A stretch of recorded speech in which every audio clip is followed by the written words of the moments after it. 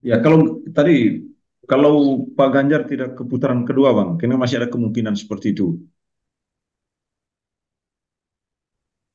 Kalau misalnya saya sampai pada bilang begini, kalau kalau pilpres ini katakan pilpres hari ini hanya ada dua pasang, misalnya Anies dengan Prabowo Gibran, saya masih dengan segala macam berat hati saya pasang pilih Anies. Tapi kan sebelumnya Bang Dolfus keluar dari Nasdem dan mengatakan Surya Paloh oportunis karena dia mengusung Anies Baswedan.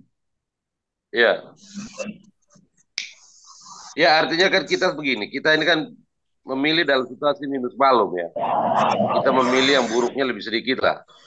Kalau misal pertanyaannya kenapa kemudian harus misal memilih Anies misal ketika saya bilang begini, kita ini kan tidak sedang memilih malaikat. Kita pilih manusia dengan segala macam kekurangan dan kelebihannya. Kita memilih dalam situasi minus malum.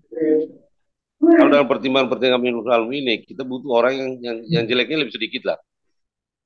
Untuk konteks Indonesia hari ini, kalau misalnya Pak Anies, Pak Ganjar Mahfud tidak ikut dalam kontestasi ini, maka mungkin dengan segala macam pertimbangan, saya pasti akan memilih Anies ketimbang memilih Pak Prabowo.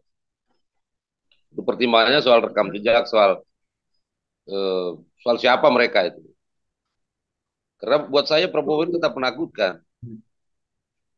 Dari beberapa kali debat ini kan terlihat bahwa orang ini sebenarnya tidak punya apa-apa selain dia punya ambisi untuk berkuasa semata.